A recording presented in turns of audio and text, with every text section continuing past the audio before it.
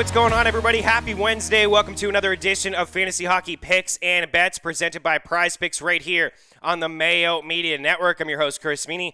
Thanks, as always, for taking the time to hang out. Going to break down Game 2 of the Stanley Cup Finals happening this evening between the defending Stanley Cup champion Tampa Bay Lightning and the Montreal Canadiens. And boy, did they ever look like defending Stanley Cup champions, didn't they? The Bolts had a convincing 5-1 victory in Game 1 against the Montreal Canadiens. The Habs really did look like a 16th seed. Some adjustments I'm sure that they're going to make. Can they hang around with the Bolts? We'll break down Game 1, a couple takeaways that I have, some signs of encouragement, of course, if you are a Canadiens truther, a backer, a fan, more so in Game 1 against Vegas. I thought after that Game 1 against Vegas where they lost 4-1, I was actually feeling pretty good about the Habs and where they were, and a couple positive takeaways that they could take from that game, make some adjustments, and move forward into, that round.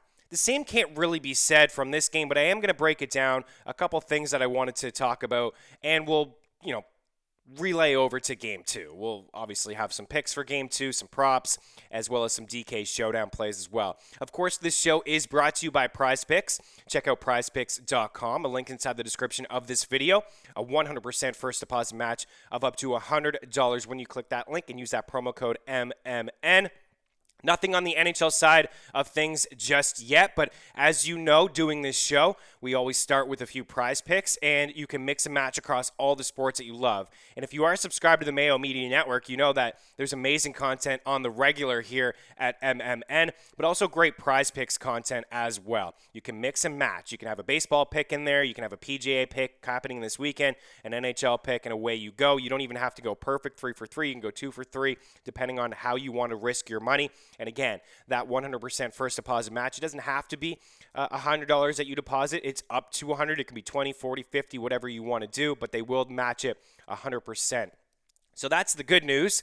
No NHL picks up there just yet, but I could tell you how I'm feeling right now, but I will circle before puck drop, and I'll give you a couple plays. I'll be looking at shot props. I'll be looking at if there's a Palat at 1.5, if there's Yanni Gourde at 2.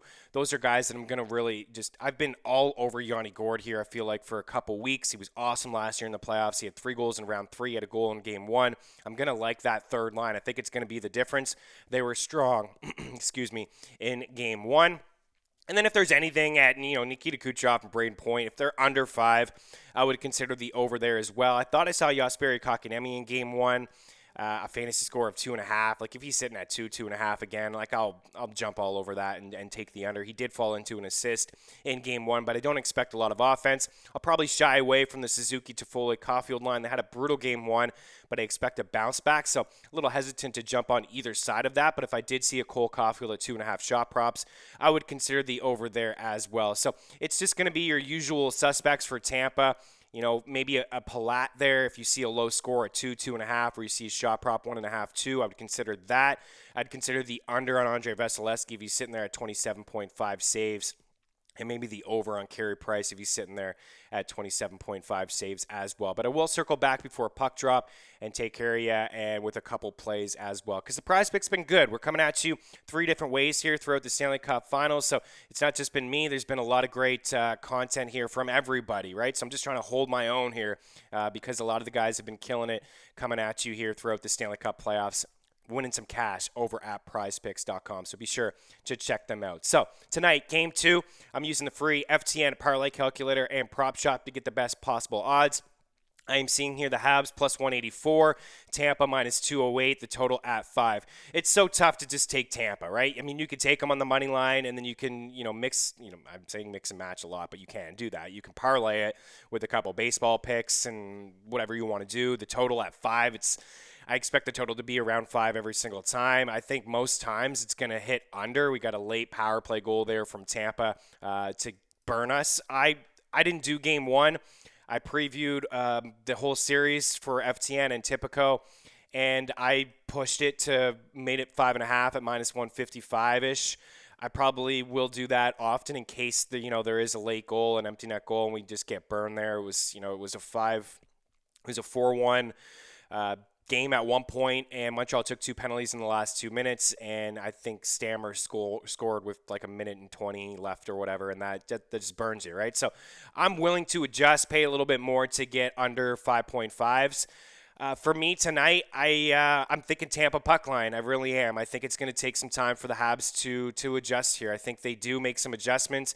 Man, they really need their head coach. I thought John Cooper completely outcoached Luke Richardson. And, like, this is an interim head coach, right? I mean, Dom Ducharme is the interim head coach. I don't know how many times I've said this on this show that he's had 4 practices. He had 4 practices before the playoffs started for him to implement a new system. When he took over, the team got COVID. They missed a couple weeks, and they were just – nobody played more games than them. It was 4 games every week. They never had more than 1 day off between games to practice. And now they have Luke Richardson in there. It's just – credit to him and what he was able to do against Vegas, but he's not the head coach. He's got enough going on and try to, run the defense. Now he's got to run the players and the forwards and try to go up against the Cup champs and line match on the road. It was a complete mismatch for the coaching side of things. I don't think we'll see Dom Ducharme reportedly until as early as Game 3 at Friday night at the Bell Center. We could see 50% capacity there too. It could be bumping. That's the game I think we'll really see the Habs' best effort. I think they'll make some adjustments here tonight and have a better effort themselves. But, man, Tampa just comes at you in waves. There's no holes on this squad. There's just none. I'll roll through Game 1 in just a little bit. But my feeling right now is Tampa puck line minus 1.5, plus 135. If you think the Habs are going to keep this thing close, plus 1.5 is minus 145 for them as well. That's kind of how I feel. It's like one of those puck lines. Until the Habs show me that they can play with these guys, I'll probably just continue to ride out the minus 1.5. But again, there are a few positive takeaways. Let's get into Game 1. So it was a 5-1 victory. Kucherov had 2 goals, 3 points. He looked great. Braden Point had 3 assists. Eric Chernak looked very strong. Man, that guy plays so physical. He is tough as nails. And that's the thing with this Tampa Bay team. Like, they have a lot of speed. They're very strong in goal. They can match, like Vasilevsky can match Price. And just the experience that they have on the blue line, like Victor Hedman is arguably the best defenseman in the league. Ryan McDonough is just a playoff beast. I think he's played in the playoffs every single year of his career, right? He lost in the finals of the Rangers. He won last year. Drafted by the Habs, like it almost seems like he just picked up his game to a new level. Oh yeah, remember when you drafted me in the first round and traded me for Scott Gomez? Yeah, I'm gonna make you eat that. So he looked great. Chernak looked great. The Bolts, man, they're strong.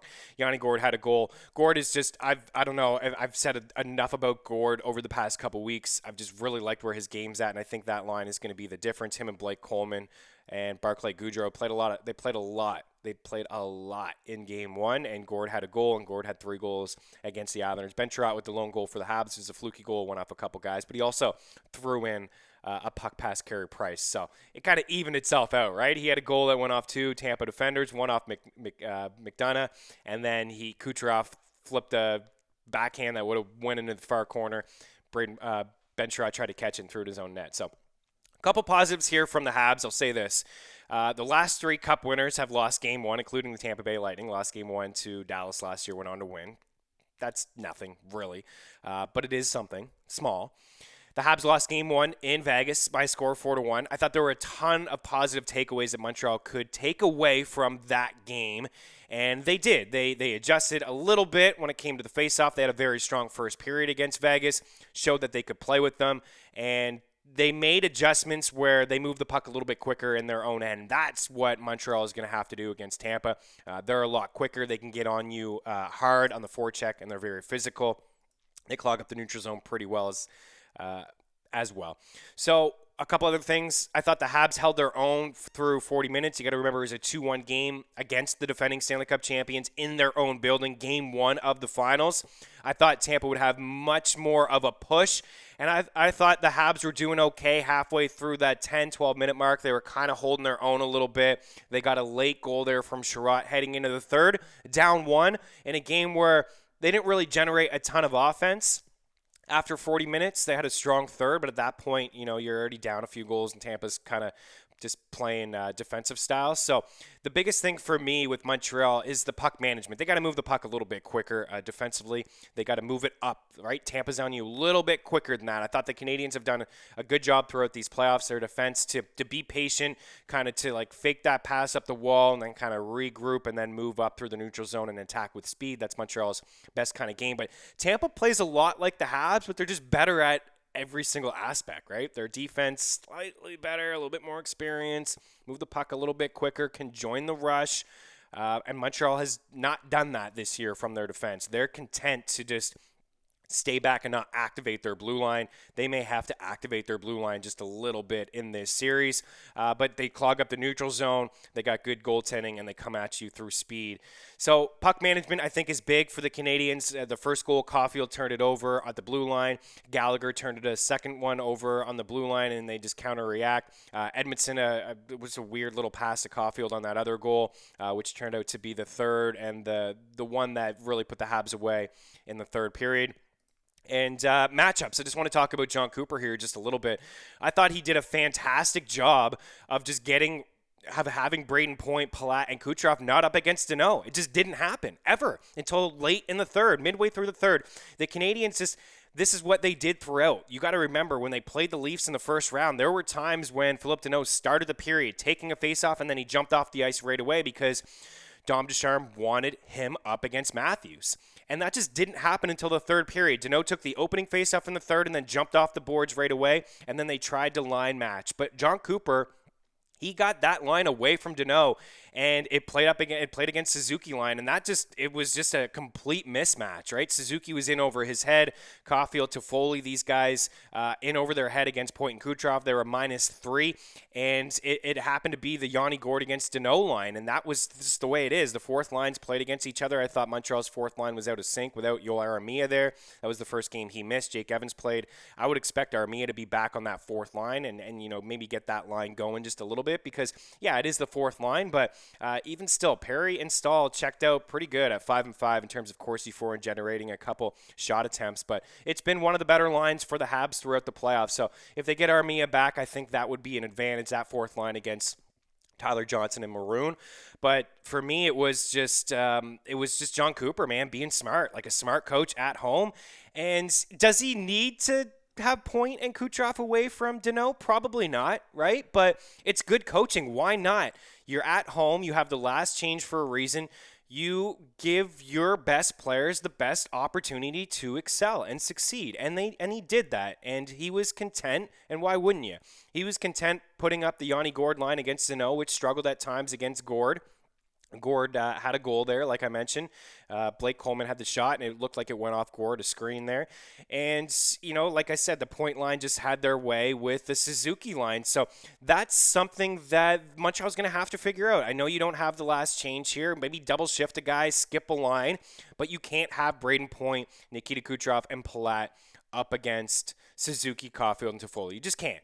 We saw it firsthand. It's just not something that's going to work out well for Montreal. Now, when they're at home in games 3 and 4, they can do that. They'll have a much easier task or job of maybe line matching, but Luke Richardson has to figure out a way here. He's going to have to figure out a way to line match, and whether it's a double shift, whatever, you got to find a way to figure out. He started to do that in the third period, but by then it was a little bit too late. So, and that's one thing too, where I kind of chuckled with Sheldon Keefe and some of the comments that he had, and it was game in and game out.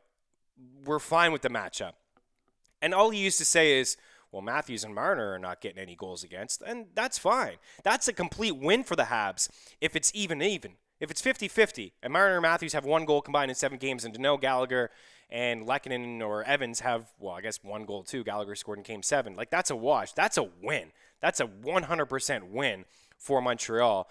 And I just thought, first round, those guys were shut down. Winnipeg guys were shut down. Stone and Pacioretty combined for 1 goal. Why? Because it was all Danault up against that line. So credit to John Cooper.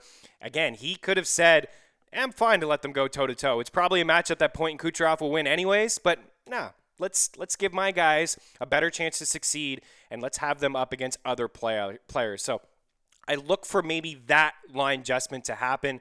And like I said, man, I don't know if Leaf fans, like Matty Best, are you feeling me? Like Sheldon Keefe should have been like, you know what, maybe I will in Game 7. Try to line match a little bit and have Austin Matthews up against Suzuki or something like that. That's something I think is experience. Keefe is not, he hasn't been around a lot in the NHL. Luke Richardson's been around here and there, obviously, but he's not, he's an interim. I would say that again properly.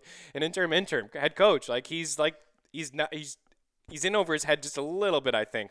But John Cooper is he's a heck of a coach, man. The Bolts are back in the finals for a reason.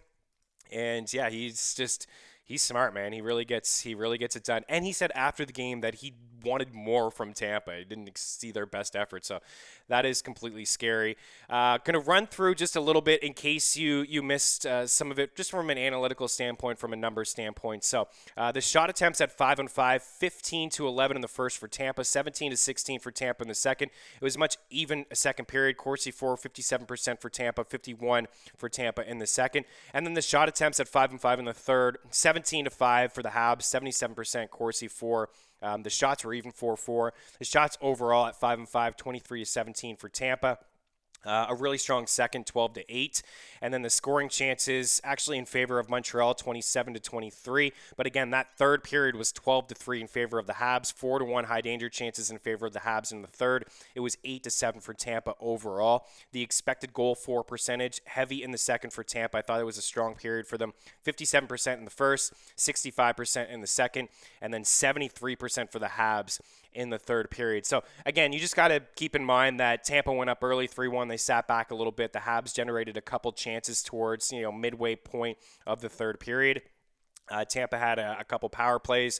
The streak ended, I think, for the Habs at 32 straight kills. They took 2 penalties towards the end of the third. Stammer scored late there in the third period. So from a 5-on-5 standpoint, the shot attempts, Yanni Gourde led the way with 4. Palat had 4. Chernak had 4. Gourde had the 3 shots. Palat had the 2 shots. That's where I would start my shot props, actually. Gourde has been at 1.5 for a while. You can look around at the free prop shop calculator. You could probably get him at 2.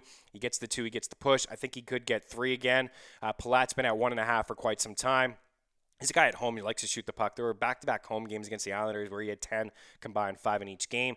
That line is going to be an issue. And if Cooper does this again and he's away from the no line, I can't see that line not having a ton of success again.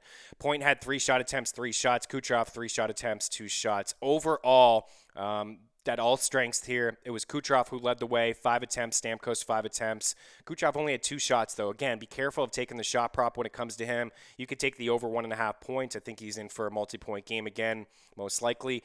But yeah, again, Palat in there at 1.5 shots, Gourde in there, Point in there. Those are guys that I would take a look at. No question. And from the Montreal standpoint, let's look at 5-on-5 altogether here. Where are we? So Shea Weber led the way at 5-5 for 7 shot attempts. He had 4 shots. Josh Anderson second, 6 shot attempts, 2 shots. Caulfield had 4 shot attempts, 2 shots. Caulfield had a lot of chances. Right? He had a turnover, a couple there. He's going to learn, but he did have quite a few chances. That line looked good early on. They generated some chances. Both of them, Caulfield and Toffoli, rang one, high off the glass. Vasilevsky's a good goalie, but Anderson led the way in expected goals. Perry was second in expected goals. He had 4 shot attempts and 4 scoring chances, and he had a high danger chance, but he just didn't hit the net there. So there were 4 Habs with 4 scoring chances. It was Anderson, Perry, Caulfield, and Weber. And for the Lightning, there was just a ton. Kucherov had 5 scoring chances. Actually, had 4 scoring chances. Platt had 4 scoring chances. Stammer had 4 scoring chances as well. That's at all strengths. Overall from a Corsi 4 percentage, it was just your usual suspects from Tampa. High Corsi 4 at 5-5. Braden Point led the way at 68%. Killorn, who suffered the ankle injury, he's day-to-day. I don't know if he's going to play. If he doesn't play, we could see maybe some line juggling there on that second line. Alex Killorn, so he left. He only played 8 minutes at 5-5. Nikita Kucherov, 61%. Corsi 4. Palat, 61%. So that line really, they were very, very strong. For the Habs, just to put it into perspective here, your Habs, your top guys in terms of shot attempts when they're on the ice, Corsi 4 percentage when they're on the ice. Stahl, 71%. Deneau, 66%. Strong third from him. And then like Caulfield, Josh Anderson, and Perry in there. Perry at 65% Corsi for. The shot attempts when they were on the ice, pretty decent. Eric Stahl, 15-6 against. Corey Perry, 13-7 against. I think Armia comes back. It's huge. But on the other way, the shot attempts against, like it really was the Suzuki line who just struggled. Corsi 4 percentage, very, very low. Suzuki 39%, the worst on the Habs.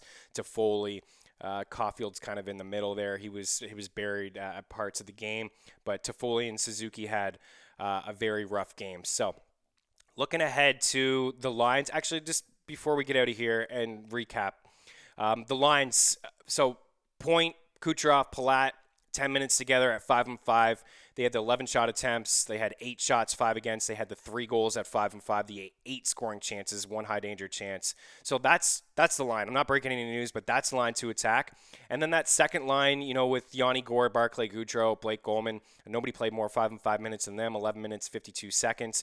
They had the goal. They had 6 shots. They had only had 3 shots for, but they had some chances, right? 7 shot attempts towards the goal. 4 scoring chances, which was second on the team. 3 high danger chances, which was first on the Lightning at 5-5. And then this Suzuki line, they played. They were kind of split up a little bit. They played 9:55 together, but you could see if you're looking at natural stat trick and just taking a look at the lines at 5-5, Montreal juggled just a little bit. Suzuki with Byron and Toffoli. They had Suzuki, Philip Deneau, and Toffoli in there a little bit. They're trying to protect Caulfield just slightly, but at that point, what's the point, right? They're already down a few goals. But the shot attempts really led the way.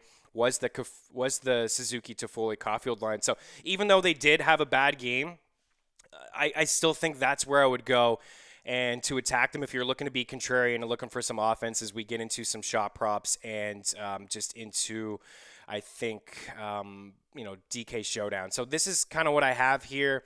I think Tampa and the puck line that you can get at plus 135. I think the under 5.5, if you could push it there, Tampa puck line under 5.5. Maybe they win a game 3-1, 4-1, something like that. Yanni Gourde shot prop, 1.5 shots over 2. I would take 4 attempts, 3 shots, a goal, 3 goals against the Islanders. Best expected goals for percentage for Tampa Bay in game 1 against the Habs at 5-5. Braden Point, over 2.5 shots. I've been putting in his assist prop the entire playoffs, and all he does is score goals, so I hadn't been able to get it, but he had 3 assists in Game 1. He was plus 170 for an assist in Game 1. He had 3 in Game 1. I like him again. Andre Palat, 1.5 shots. I like that. Kucherov, multi-point night, over 1.5. Andre Vasilevsky, under 27 saves. So a lot coming at you. A lot there. I understand. If you just want 1 or 2 picks, it's Yanni Gourde. Yanni Gourde's probably my favorite one, over 1.5 shots or over 2. Braden Point, over 2.5 shots or an assist. That's how I'd rank them. Those 2, and then Palat would be my third, right, for the 1.5 shots. If you're looking for more action, Kucherov to have a 2-point night. That's it. I mentioned the Habs. Weber led the way with the 7 shot attempts, 4 shots, 5-5, 10 shots overall at all strength and 5 shots. Josh Anderson, 6 attempts, 2 shots. Caulfield, 5 attempts, 2 shots. It's just kind of Caulfield for me. Suzuki had a big 0. We're not used to seeing that. 4 attempts, 0 shots. I've been hammering the over 1.5 shots with him. But, Caulfield is the one Hab that I would go to. I still think he's going to shoot the puck quite a bit. The 5 attempts were there from him. The Habs, 17 shots at 5-5, 13 after 2. So maybe just think about some unders, like Gallagher under, a Toffoli under, Suzuki under. Like, it may just be an under series for Montreal. I don't expect them to have any games where they have 40 shots and they push the pace against Tampa, or Vasilevsky lets in 3 or 4. So it's just, maybe think about some unders, maybe think about some overs when it comes to the point line and comes to the Yanni Gourde line. And that brings me over to DK. My captains would be Kucherov or Vasilevsky or Point. That's kind of where I'm at here with Kucherov. I mean, he's got more points than the next guy. I think he's got more assists than the next guy has points. Like, it's just the run that he is on has just been unbelievable. He actually doesn't look hurt at all. He looks like all systems go for Kucherov. He's just so deadly. The Habs are going to have their hands full with him. And then there's Vasilevsky. Oh, man, I got it here on my phone. Bear with me. Maddie, I know we got to get out of here in a minute or two. This is so professional here, and I'm stealing this stat from Sportsnet. But it is Andre Vasilevsky at home. I meant to write this down. At home over his last 9 games against the Habs. 9 games. So I broke this down that Before Game 1, Tampa had won 10 of 12 against the Habs, and 5 of the last 8 were 1 or 0 goals for Montreal. So, not getting any offense at all against Tampa. Now, they didn't play each other this year, and the Canadiens are much different from a couple years ago, but even still, Tampa's the same. Tampa, Vasilevsky, last 9 games against the Canadiens. This is actually from TSN. The last 9 games at home against the Canadiens. Actually, this isn't even at home, my goodness. Vasilevsky's 9 games against the Canadiens, 9-0, a .945 save percentage, a 1.76 goals against average, and 2 shutouts. How do you not roll with Vasilevsky as your captain? Or you have to have him. You have to have him in there. If you're not, you're being ultra contrarian and you're rolling Price as your captain, which I'm fine with. You're playing multiple entries here tonight. 3 max lineup. Maybe one of them has a Carey Price as your captain, and then you get involved with that second line, but you still have some Tampa in there. Maybe it's maybe it's a Hedman or a Kucherov or whatnot. But my player pool really is Vasilevsky, Kucherov, Point, Gord, Palat, Chernak, Coleman. Some cheap Habs that you can mix in there. Jake Evans, if he plays, 2K. If he doesn't play, Yoel Armia's 3.8, Byron's 3.2, Eric Stahl is 2.4. I kind of wish it was Jordan Stahl. Eric Stahl 2.4. So that's kind of where I'm at. I've been just tinkering a little bit. You can get a lineup with Point, Vasilevsky, Kucherov, Gord, Perry, and Evans. Point as your captain. It's tough to have Vasilevsky or Kucherov as your captain and then fit in Point and Palat. It just won't work. But you could get Point, Vasilevsky, Kucherov, Gord, and then mix in a couple cheap Habs, whether it's Perry, Evans. But for me, those numbers for Vasilevsky, what he's been able to do here in the playoffs, his numbers are better than Price. We know how great Price has been. So Vasilevsky or Kucherov as my point, and Point as my captain, those 3 guys. And then mixing and matching with a Gord or a Palat or a Coleman. I really do like that Gord and Coleman line. And what I thought was going to be a mismatch was going to be Tampa's line 3 and Montreal's line 3. But Cooper's so darn smart, he's just like, I'm just going to play the Gord line against Danault. And they did okay. But I think today we'll see more Danault as much as they can against Point, and that really will be a mismatch. Jesperi Kotkaniemi and Josh Anderson and Paul Byron have scored some big goals here in this series, but those 3 up against Coleman and Gord and Gaudreau, that I think will be it. That Gord line is extremely impressive. I'm more so impressed with them as opposed to the Cirelli, Stamkos, and Killorn line. It's just those guys come at you, man. They're smart defensively. They hit, they finish checks, and they're super fast. They just play a really smart brand of hockey. So that's, I think, how you get different tonight to get involved with the third line. Gord's prices continue to jump up, but getting a piece of Gaudreau or getting a piece of Coleman in there would be the way to go. And if you are being contrarian here tonight with the Habs, it would be with that Suzuki line. As bad as they are, or as bad as they were in Game 1, they have the ability to play that wide-open style, which is not really what you want. They could let a couple goals in, but they could also score a couple themselves. So I think I'd rambled on quite a bit. Tampa and the puck line under 5.5. Yanni Gord over 1.5 shots. Braden Point over 2.5 shots. Check out his assist prop. It's going to be plus money here. And then if you're looking for a Hab, it would be Cole Caulfield. And I'll circle back here before puck drop at prizepicks.com. Just take all of those same guys. Look for them. The under, Andrei Vasilevsky 2.7. Or 27.5 shots, and they had something up there for goals, under 2 goals, under 3 goals. I'd consider that as well over at prizepicks.com. Enjoy the hockey. We will be back maybe for Game 4 or Game 5, but we're coming at you with all angles here, getting 3 different perspectives when it comes to the Stanley Cup Finals, and everybody has been killing it. So check out prizepicks.com. Use that promo code MMN. Any questions, hit me up at Chris Meaney or here in the YouTube section as well. Good luck. We'll talk to you soon. Cheers.